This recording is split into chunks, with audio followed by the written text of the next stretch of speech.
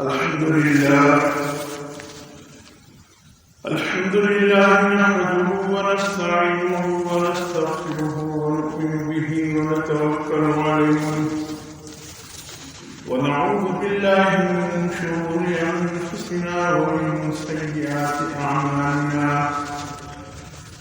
من يهده الله فلا مضل له ومن يضلل فلا هادي له ونشهد أن لا إله إلا الله وحده لا شريك له ونشهد أن سيدنا ونبينا ومولانا محمدا عبده ورسوله أما بعد فقد قال الله عز وجل أعوذ بالله من الشيطان الرجيم بسم الله الرحمن الرحيم ولتكن منكم أمة يدعون إلى الخير ويأمرون بالمعروف وينهون عن المنكر وأولئك هم المفلحون. وقال النبي صلى الله عليه وسلم من رأى منكم منكرا فليغيره بيده فإن لم يستطع فبلسانه فإن لم يستطع فبقلبه وذلك أضعف من الإيمان. صدقت يا رب العالمين وصدق رسوله النبي الأمي الكريم ونحن على ذلك من الشاهدين والشاكرين والحمد لله رب العالمين. خدا در انتظار حمد مانیست محمد چشم براه سلاميست محمد حامد حمد خدا بس.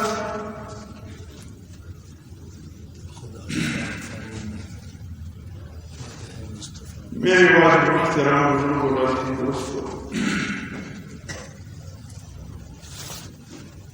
جناب نبی کریم صلی اللہ علیہ وسلم جو عظیم دین کامل اور اللہ کا کلام لے کر دنیا میں تشریف لائے،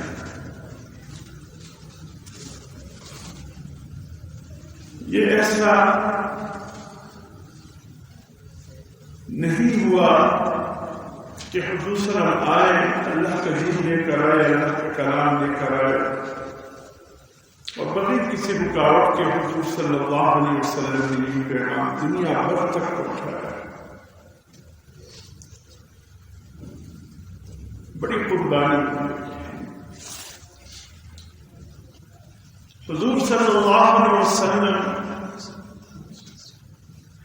آپ کی زندگی اس بات کی گواہ ہے کہ کن کن مرحلوں سے آپ کو گزرنا پڑا، کن کن قربانیوں سے گزرنا پڑا. بیت اللہ شریف میں آپ کو پابندی، بتوں کا نام لیتے ہو تو لے سکتے ہو لیکن اللہ کا نام لینا چھوڑو.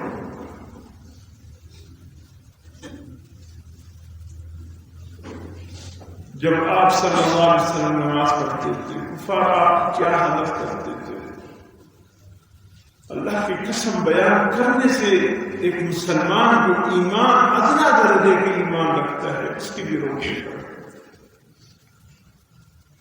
طائف کا سفر ہے، حضرت علی رضی اللہ تعالیٰ عنہ فرماتے ہیں کہ جب حضور صلی اللہ علیہ وسلم تک ایمان نے کئی دنوں کے بعد تشریف لائے، آرام کے غرض سے بیٹھ گئے، آپ صلی اللہ علیہ وسلم کے پاؤں سوجے ہوئے، گرد غبار میں ڈھکا ہوا بدن، اور اس دوران کسی اطلاع کرنے والے نے یہ اطلاع پہنچائی کہ ان پہاڑوں کے قریب ایک قافلے والا کہیں سے گزر رہا ہے اور انہوں نے کچھ دیر کے لیے ان پہاڑوں کے پیچھے پڑاؤ ڈالا. حضرت علی رضی اللہ تعالیٰ عنہ فرماتے ہیں حضور صلی اللہ علیہ وسلم نے جوتے اتارے بغیر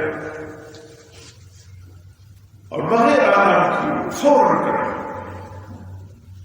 فرمانے لگے میں نے کہا اللہ کے رسول صلی اللہ علیہ وسلم آپ آرام فرما لیتے ہیں.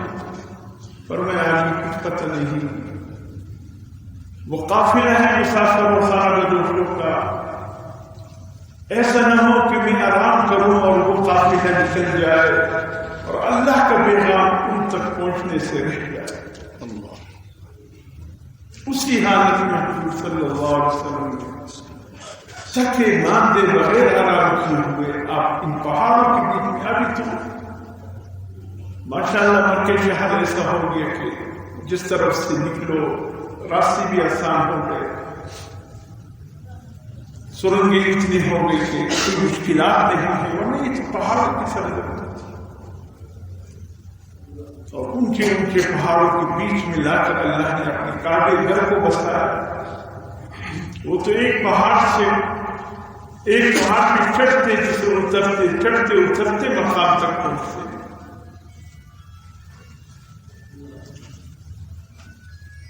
تو میرے محترم دوستوں، ان تکلیفوں کے ساتھ حضور صلی اللہ علیہ وسلم نے اللہ کا دین پہنچایا. اب پھر یہ سلسلہ رکا نہیں، چلتا رہا. 1 لاکھ کم بیش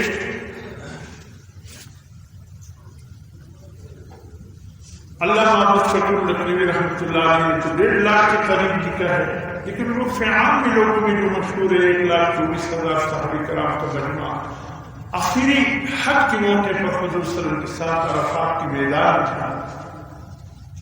آپ صلی اللہ علیہ وسلم نے جو 23 سال کے عرصے میں اللہ کا دین اللہ کے بندوں تک پہنچایا، اس کا ایک خلاصہ عرفات کے میدان میں خطبے کی شکل میں بیان کرا. اے لوگوں، شاید آپ کے بعد میرے اور آپ کی ملاقات نہ ہو، جو پوچھنا ہے پوچھ لو، اور یاد رکھو جو میں نے تم سے کہا ہے کس طرح زندگی گزارنی ہے، خبردار اس میں اونچ نیچ نہ آئے، اسی طریقے سے زندگی گزارنی ہو. اور پھر فرمایا لوگوں، کیا میں نے اللہ کا دین تم تک پہنچایا؟ مجمع نے بیک زبان ہو کر کہا کہ اللہ کے رسول نے صرف پہنچایا بلکہ پہنچانے کا حق بھی ادا کیا. اور آخری جملہ خطبہ عرفات کا، آخری الفاظ وسلم کی یہ تھے کہ اے میرے صحابہ، اے ایمان لانے والوں، ایک ایک بات جو تم تک میری طرف سے پہنچ گئی ہے، اب تم اس بات کی ذمہ دار ہے کہ آنے والی نسلوں تک میرا یہ پیغام پہنچا دو.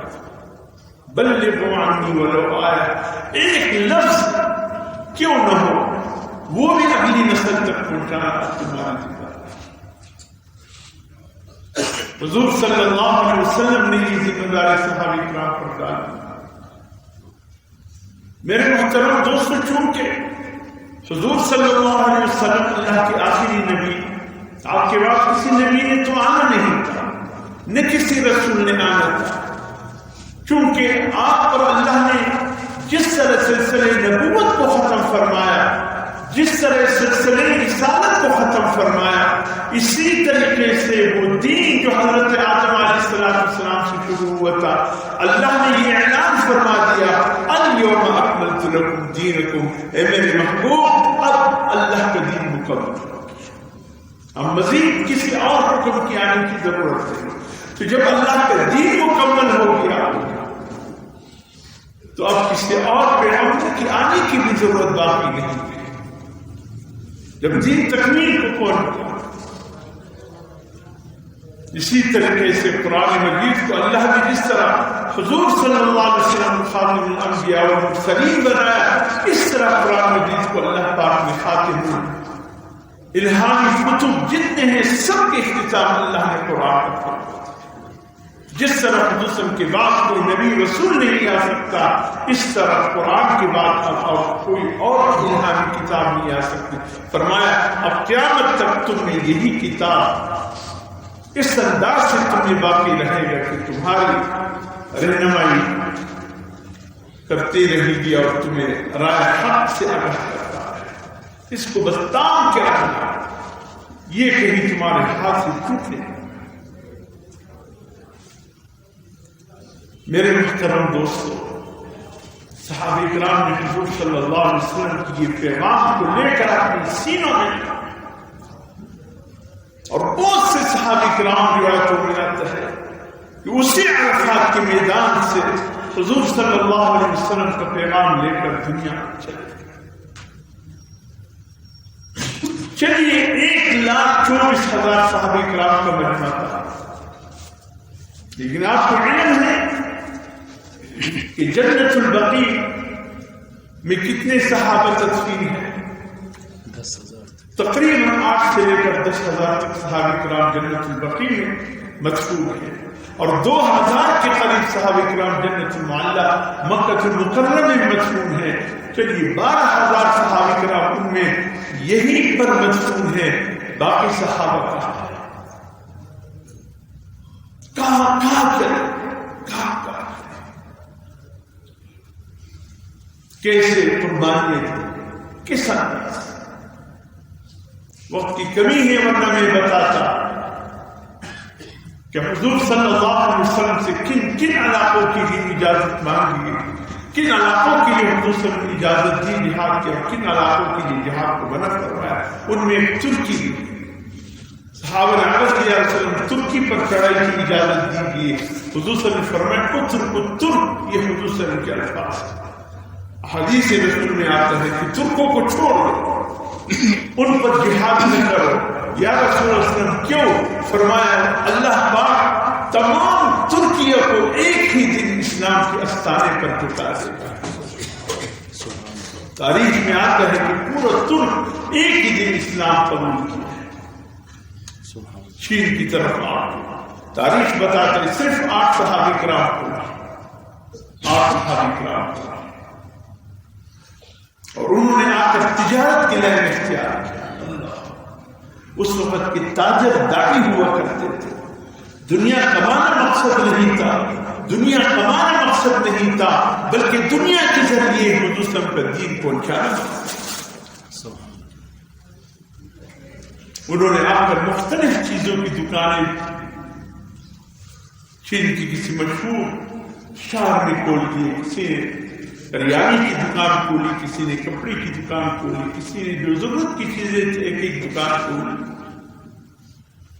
تاریخ بتاتا ہے انہوں نے مناسب 10 روپے کی چیز لاتے 10.5 11 میں فروخت کرتے، 100 کی چیز لاتے 105 104 102 میں فروخت کرتے۔ مطلب مناسب منافع کے اپنی ضرورت کے لیے رکھتے، باقی منافع ان کا مقصد نہیں تھا، وہ اللہ کے دین کی نسبت سے آئے تھے۔ باقی دکاندار 100 کی چیز لا کر 200 میں فروخت کرتے، وہی چیز یہی صحابہ کرام 105 104 روپے میں فروخت کرتے۔ جب میں غفیر لوگ اس کی طرف متوجہ ہوتے، بازار کے دکانداروں میں جو مقامی تھے لوکل تھے، انہوں نے احتجاج کیے، دکانیں بن کی ہڑتالیں ہوتی کہ جی ہمارے کاروبار پر غیر لوگ آ کر قابض ہو گئے ہیں، نان لوکل آ گئے۔ یہ مسئلہ آپ کا نہیں ہے، اس مسئلہ سستے جا، نان لوکل لوگ آ کے قابض ہو گئے، ہم لوکل لوگ فقر و فاقے کے محتاج ہو گئے ہیں، اور یہ آئے ہیں پتہ نہیں کہاں سے آئے۔ انہوں نے کاروبار کھول لیا، پورا علاقے کے لوگ ان کی طرف متوجہ، جب تک وہ دکانیں جو کھولتے لوگ سودا کے لیے ان کی دکانوں کے باہر انتظار کرتے، آخر مقامی دکانداروں کا احتجاج رنگ لایا۔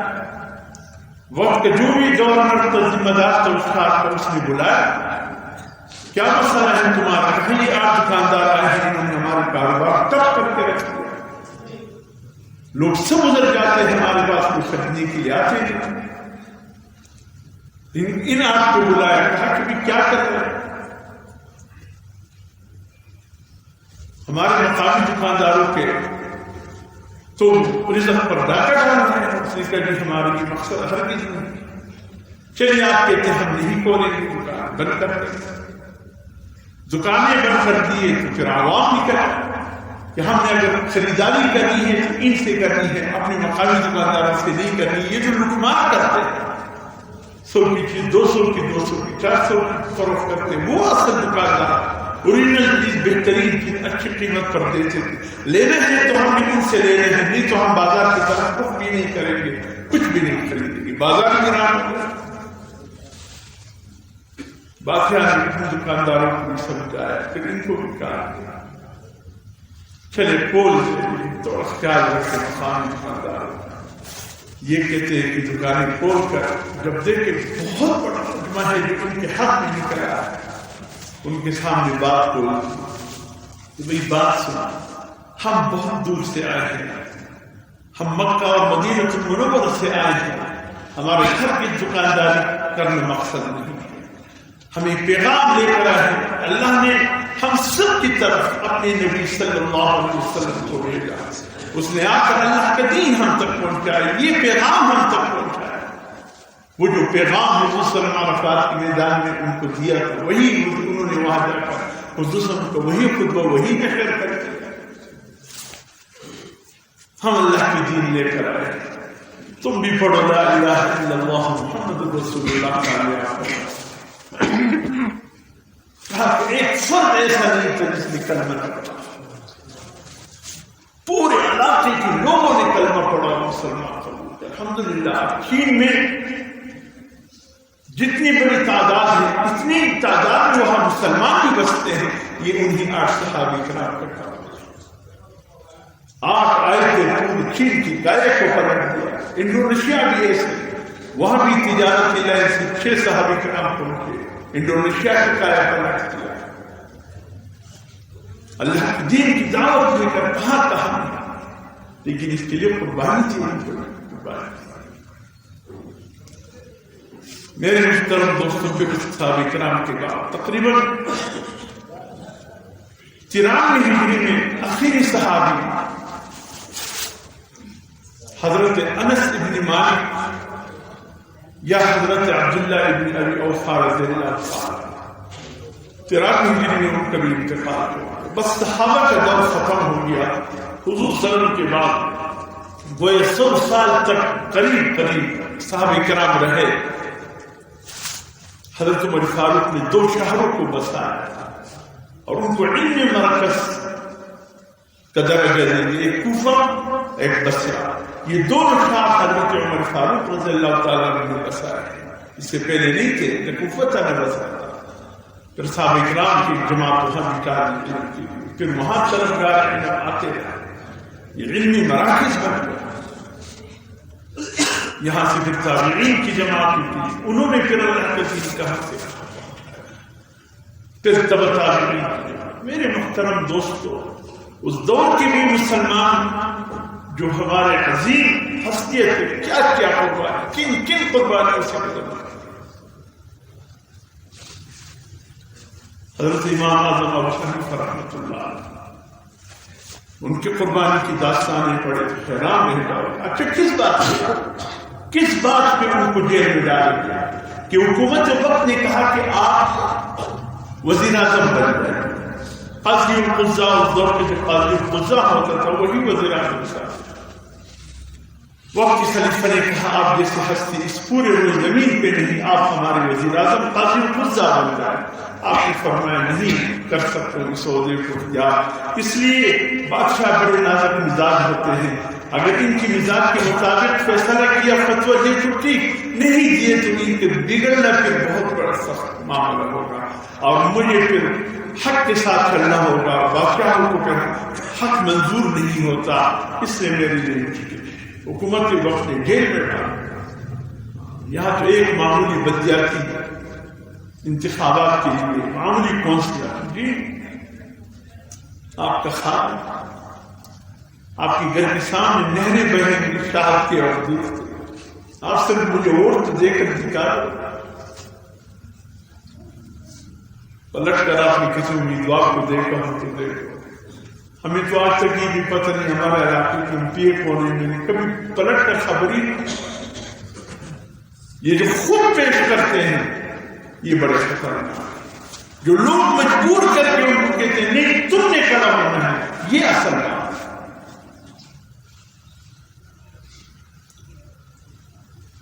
میرے محترم دوست امام احمد بن حنبل رحمۃ اللہ علیہ کی قربانی دیکھتے، حضرت شیخ الاسلام ابن تیمیہ رحمۃ اللہ علیہ، یہ وہ وقت ہے کہ فتنے تاکار کی الفاظ، اللہ نے دین کو ایک خطے قاہرے تک محدود کر دیا، باقی پورے اسلامی خطہ ختم ہو گیا،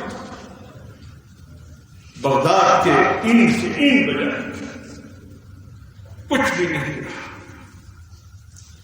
کہ عین ظہر کے وقت، دوپہر کے وقت، جب سورج عین آسمان کے بیچ میں تھا، سایہ قدموں کے نیچے تھا، اللہ نے شیخ الاسلام ابن تیمیہ رحمۃ اللہ علیہ نے قرآن گلے میں لیا اور یاد آ بس یہی ایک خطہ قاہرہ رہ گیا ہے، اگر یہ بھی مٹ گیا تیرے دین مٹ جائے گا۔ بس وہ ہلاکو خان راستے میں آتے آتے ایک دم طبیعت بگڑ گئی، مصر کی طرف جلغار کرنے کے لیے آ رہے تھے، ساتھیوں سے کہا واپس پلٹ جاؤ، اس کی طرف پھر دیکھیں گے، میری طبیعت خراب ہو گئی ہے، پتہ نہیں کیا ہوا۔ بس وہی سے راستے سے اللہ نے اس کی دل کو خراب کیا، واپس پلٹ گیا، ورنہ تو اس وقت مصر میں تخت اتارا ہوگا، وہی خطہ رہ گیا۔ مسلمان سمجھے کہ خیر یاجوج ماجوج کا فتنہ واقع ہو گیا، وہاں اللہ کی دین کیسے پھر بچ گیا، ایک لمبی تاریخ۔ اس کے بعد کمیونسٹوں کے دور آیا، انہوں نے اسلام کے ساتھ کیسے مذاق کیا، ماسکو لینن، اس سے پہلے یہ کمیونسٹوں کا باپ کیا ہے اس کا، لینن تھا، نہیں اس سے پہلے مارکس نہیں تھے، بہرحال اتنا بدبخت تھا، اس نے کہا تھا کہ میرا عزم یہ ہے کہ لوگوں کی دلوں سے اللہ کے نام کو نکالوں اور اللہ کا خوف ختم کروں، یہ اس کا عزم تھا۔ اور جس گھر سے عربی زبان کا کوئی ورقہ نکلا، قرآن کا نہیں حدیث کا نہیں، اس کو بھی پھانسی پہ لگتا۔ قرآن حدیث آپ کو پتہ ہے مسلمانوں نے کیسے اللہ کی دین کی حفاظت کی، اندر مدرسہ بنا کر بچوں کو اس میں داخل کرتے تھے، اگر اس کے مین گیٹ پر ایک دکان سجاتے جس میں فاحشہ عورتوں کی تصاویر ہوتی تھی اور شراب کی بوتلیں ہوتے تھے، جب ان لوگوں کو پتہ چلتا کہ یہاں کوئی مدرسے آ کر دیکھتے تھے کیسے کہ وہ یہ تو شراب کی دکان ہے، ہم سمجھے کوئی مدرسے، اور واقعی اندر مدرسہ ہوتا تھا، بچے ایک پورے سال باہر نہیں نکلتے تھے، کیسے اللہ کی دین کی بات۔ یہ جو روس ٹوٹا میرے اور آپ کے سامنے، خالی سمرقند و بخارا میں جو حفاظ نکل آئے ہزاروں کی تعداد میں، جب ان کے سامنے قرآن کا کر دیا وہ کہتے تھے یہ کیا ہے، لوگ کہتے تھے تم قرآن کے حافظ ہو، کہتے الحمدللہ ہم حافظ ہیں، کہا تو یہ قرآن ہے، انہوں نے کہا ہم قرآن اپنی زندگی میں پہلی مرتبہ دیکھا، سینہ بسینہ قرآن منتقل ہوتا رہا، قرآن کو وجود ہی نہیں تھا، ایسے ختم کر دیے، لیکن لوگوں نے اللہ کی دین کی کیسی بات۔ پھر سن 1857 کی تحریک آزادی میں پھر حضرت شاہ اسماعیل شہید رحمۃ اللہ، حضرت سید احمد شہید رحمۃ اللہ، آپ کی بالا کوٹ تک پہنچ گئے، بالا کوٹ والوں سے معذرت کے ساتھ انگریزوں نے ایسے یہاں وبا کے علاج کہ یہ وہابی آ رہے ہیں، وہابی، یہودیت برداشت تھا، عیسائیت برداشت تھا، وہابی نام برداشت نہیں تھا، بھئی تم دیکھو تو صحیح تاکید تو کرو، لیکن ایک افواہ ایسی آ گئی کہ مقامی لوگوں نے حضرت شاہ اسماعیل شہید کو شہید کر دیا، حضرت سید احمد شہید رحمۃ اللہ علیہ کے گردن کو کاٹا، سر کو الگ کر دیا، بدن تو ابھی بھی بالا کوٹ میں ہے، لیکن ان کا سر کا آج بھی پتہ نہیں، اباسین میں بہا دیا، پتہ نہیں کہا، اللہ کا، لیکن اللہ کی دین کے ہوا، انگریز سمجھ گئے کہ مسلمان ختم، بر صغیر پر آ گئے، انگریز کے باقی مسلمان نامی ایک کتاب میں لکھا ہے، جس نے لکھا ہے وہ ایک انگریز کا، پھر اس کی ترجمہ کیا ہے جعفر تانیشری نے، اس کا ترجمہ کیا، اس نے کہا میں دہلی سے چلا پشاور تک پہنچا، جو جرمنی سڑک ہے، جو جرمنی سڑک ہے، میں دہلی سے چلا اس افغان تک پہنچے پشاور کے، میں نے کوئی درخت ایسا نہیں دیکھا جس درخت کی شاخوں پر 8 سے 10 علماء اکرام کی لاشیں نہ لٹک رہی ہو۔ پانچ دہلی سے پشاور، آج بھی بادشاہ مسجد کی، بادشاہ مسجد کا ابھی بھی وہ دروازہ موجود ہے، مین دروازہ جس کی اس طرح علامہ اقبال کی خبر ہے، مین دروازہ، اس دروازے پر 500 علماء اکرام کو 500 کے انگریزوں نے چڑھایا اور پورے اہلیان لاہور کو جمع کیا اور کہا پھر اپنے بچوں کو عالم بناؤ گے؟ لوگوں نے کہا تو حافظ بناؤ گے تو قاری بناؤ گے؟ نہیں، کہا اگر بناؤ گے پھر تمہارے بچوں کا بھی یہ انجام ہوگا جیسے ان علماء کرام کا انجام ہوگا۔ نچال، لیکن اللہ پاک جب اپنی دین کی حفاظت کرتے ہیں کسی سے بھی کرا سکتے۔ قاسم العلوم والخیرات حضرت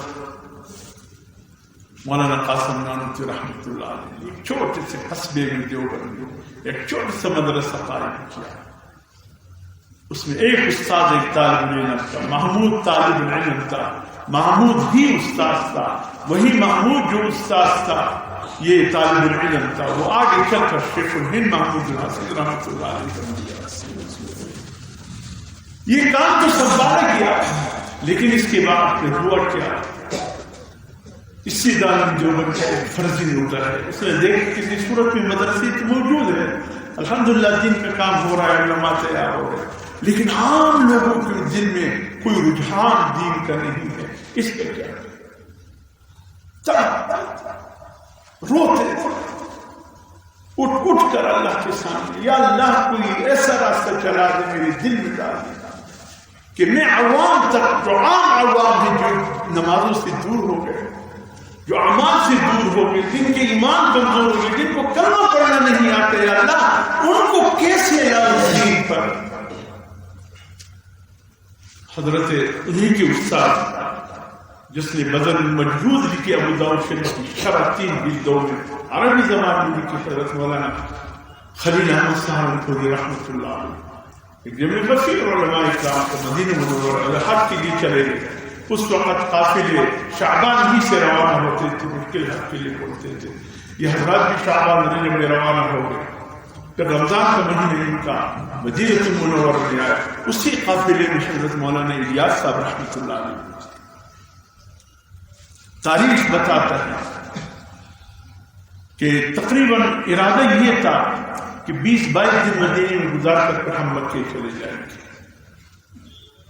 22 دن گزر گئے، حضرت مولانا الیاس صاحب رحمۃ اللہ علیہ کو ایک وجد میں دیکھ گیا، ایک عجیب کیفیت میں دیکھ، نہ کانے کی طلب ہے نہ پینے کا طلب ہے، عجیب کیفیت۔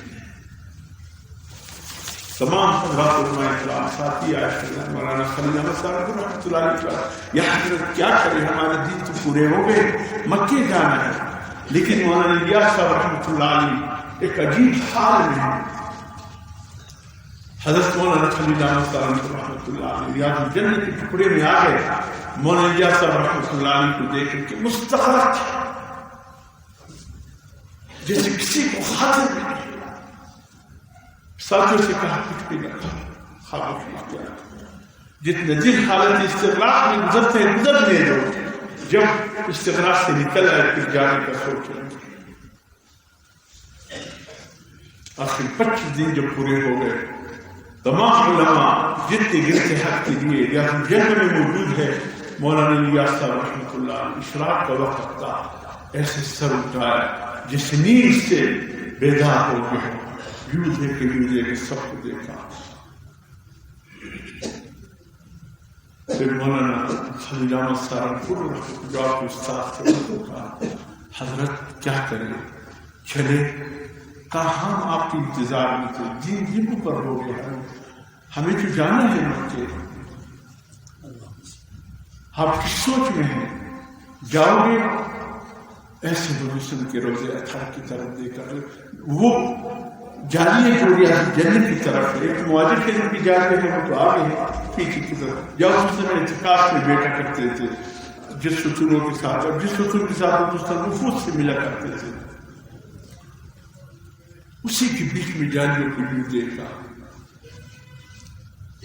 پھر مولانا صلی اللہ علیہ وسلم کو رحمۃ اللہ علیہ کی طرف دیکھا. حضرت نے فرمایا کیا بات ہے؟ حضرت مولانا زکریا حضرت مولانا رحمۃ اللہ فرمایا یا حضرت صاحب قبر نے مجھ سے کہا ہے کہ آپ سے ہم نے ایک کام لینا ہے.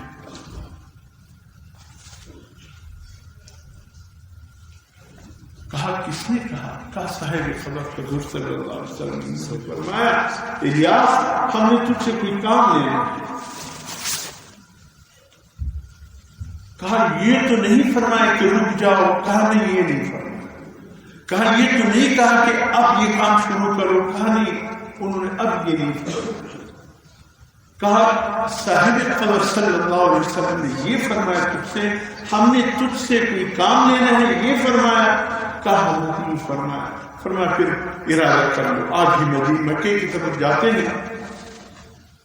صاحب قبر صلی اللہ علیہ وسلم کا کہنا یہ ہے آگے چل کر ہم آپ سے کام لیں گے. 12 سال ہو گیا. جب واپس آئے نظام الدین اولیاء مرکز آئے. اس میں چھوٹی سی مسجد تھی دہلی میں، ایک چھوٹی سی محلے میں جہاں خواجہ نظام الدین اولیاء رحمۃ اللہ علیہ کا قبر ہے. یہیں پر آ کر جو کام حضور صلی اللہ علیہ وسلم نے حالت استغراق میں مولانا الیاس صاحب کے حوالے کیا تھا اس کا آغاز کیا.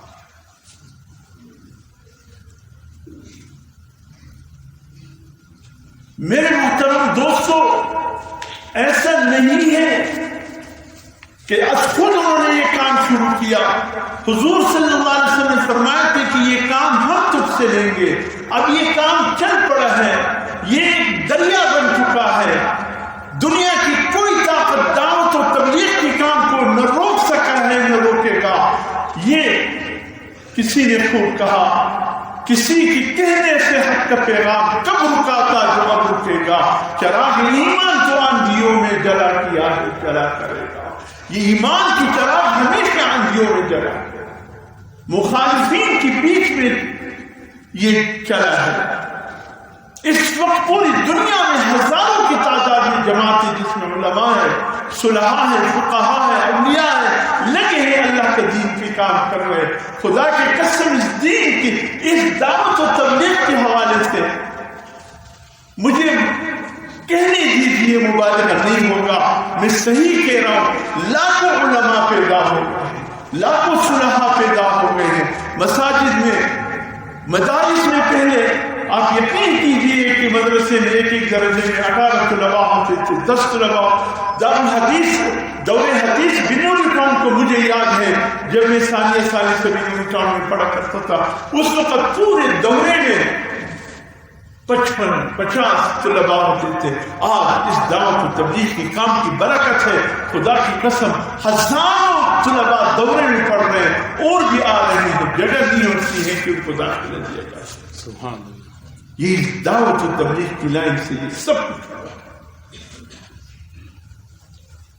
کروڑوں مسلمانوں کی کلمے درست ہو گئے، نمازیں درست ہو گئے. خدا کی قسم یہیں پر ایک جماعت آئی تھی، بوڑھوں کی جماعت تھی، فرانس میں کام کر کے آئی تھی. مجھے آج بھی یاد ہے کہ کل کی بات ہو کہہ رہے تھے، اتنے آسانی سے کہہ رہے تھے، بغیر کسی پر احسان کیے ہوئے کہہ رہے تھے. الحمدللہ ہمارے ہاتھوں پر 30,000 انگریزوں نے اسلام قبول کیا اور لاکھوں کی تعداد میں مسلمانوں نے اپنے کلمے کو درست کیا. آج میرے مسلمان اپنے دولت پر فخر کر کے اس کام پر پابندی لگانا چاہتے ہیں. کیا پدی اور کیا پدی کا شوربہ. تمہاری حیثیت کیا ہے؟ تمہارے وہ جو ابھی مجھے یہ لفظ نہیں کہنا چاہیے کہ تمہارے روحانی باپ نے بھی ایسے ہی کیا تھا، وہ تو یہودی بھی صحیح تھے، تم ان کی ایجنٹ کا کردار ادا کر رہے ہو. لیکن یاد رکھو میرے محترم مسلمان دوستو کہ آج یہودیت مسلمانوں کی گھروں میں گھس چکی. محمد بن سلیمان تو ایک تاجدہ ہے، اس کی آج تعلقات سورہ یہودیوں کا بڑا پوپ اسرائیل سے چل کر ریاض کی اس ہفتے ریاض کے ریاض کے روڈوں پر ایسے دندان کر رہا تھا، خوشی کے نعرے لگا رہا تھا کہ ہم نے جو کام کرنا تھا وہ کر دیا، لیکن یہ اللہ کے دین کا کام ہے، یہ رکے گا نہیں۔ اپنے دل میں کبھی بھی اس کام کے حوالے سے کوئی نفرت نہیں آئی، خدا کی قسم یہ کام نہیں رکنا ہے۔ یہ اس کے ایک بہت بڑا دریا بن چکا ہے، اور دریا کسی سے راستہ نہیں مانگتا، دریا اپنا راستہ خود بناتا ہے۔ پوری دنیا میں یہ کام کر چکا ہے۔ باقی رہی قرب قیامت کی علامتوں میں سے یہ بھی ہے، حضور نے فرمایا اللہ کے دین کو تامنا اتنا مشکل ہو جائے گا جیسے ایک انگارے کو ہتھیلی پر رکھتا ہے، لیکن انشاءاللہ یہ کام رکے گا نہیں، جس سے ہزار علماء نہیں لاکھوں کروڑوں علماء وابستہ ہو چکے ہیں۔ اللہ کے دین کا کام بہت بڑھ چکا ہے، بہت بڑھ چکا ہے، بہت آگے جا چکا ہے، بہت آگے جا چکا ہے۔ تم انڈیا سے فاحشوں کو بلا کر کے، نہ کورونا ہے نہ کچھ ہے، جمع غفیر کو ان کے سامنے کھڑا کرتے ہیں، ہائی تف تمہارے اوپر، گھر کو آگ لگ گئی گھر کے چاروں سے۔ مجھے یہودیوں نے، عیسائیوں نے، ہندوؤں نے مجھے اتنا دکھ اور تکلیف نہیں پہنچایا جتنا دکھ اور تکلیف آج مجھے ایک مسلمان سے نہیں پہنچا۔ میرے دین کا دشمن ایک مسلمان بن چکا ہے۔ یہ ہماری آخرت خراب نہیں کر رہی، اپنی آخرت خراب کر رہی۔ اللہ کے دین کا کام نہیں رکے گا، اس لیے چھوڑ دو۔ میڈیا تو ایسے بھی کس رخ پر چلی گئی ہے، اللہ کے دین کا کام رکے گا نہیں۔ اپنے دل میں اس سے مزید محبت پیدا کیجیے اور پیار کیجیے، وقت لگاتے رہے، وقت لگاتے رہے، وقت لگاتے رہے۔ آپ کی فائدے کی بات ہے، تبلیغ والوں کے جو پانچ بنیادی مقصد ہے۔ سب سے پہلے یہ جو دین کی لائن سے کٹ چکے ہیں ان کو دین پر لانا، جو گمراہ ہو گئے ہیں ان کو صحیح راستے پر لانا، جن کے اعمال چھوٹ گئے ہیں ان کو اعمال پر لانا، اور اپنی گھر میں ایک دینی ماحول پیدا کرنا، اور اپنے لوگوں کی بھی ایمان کی فکر کرنا اور دوسروں کو بھی ایمان کی دعوت دینا۔ یہ غلط ہے، کہتے ہیں کہ یہ دہشت گرد کی جماعت ہے، یہ بدعتیوں اور مشرکین کی جماعت ہے۔ خدا کی قسم ہم نے بھی چل کر اس کام میں دیکھا، ہم نے بھی اجتماعات میں شرکت کی، ان بزرگوں کے قریب رہ کر ہم نے بھی وقت گزارا، اتنے متشرع، اتنے شریعت کے پابند میں ان کو دیکھا، کسی اور کو نہیں۔ بدعت سے دور، شرک سے دور۔ اور اگر یہ دہشت گرد ہو گئے تو پھر دنیا میں صحیح طور دے دیا۔ ان کی اصلاحی دعوت، محبت کے ساتھ لوگوں کو دین کی طرف بلانا، اس انداز سے کام کر رہے ہیں۔ تو اس لیے میرے محترم دوستو، چھوڑ دو، وہ کہتے ہیں تو کہنے دو۔ ان سے بڑھ کر لوگوں نے دین کو روکنے کی کوشش کی، کچھ نہیں ہوا۔ اب تو یہ انقلاب بن چکا ہے، یہ کام رکے گا نہیں، یہ جاری و ساری رہے گا۔ اللہ مزید ہمارے دلوں میں اس کام سے محبت پیدا فرمائے، اللہ اس کام کو اور عروج عطا فرمائے۔ جہاں دین کی آواز نہیں پہنچی، اللہ وہاں تک دین کی آواز پہنچائے۔ اللہ کرے کہ یہ دعوت و تبلیغ کی کام کے ہمارے اپنے ایک ایک گھر دین کے مرکز بن جائے۔ اللہ ہم کی توفیق دے۔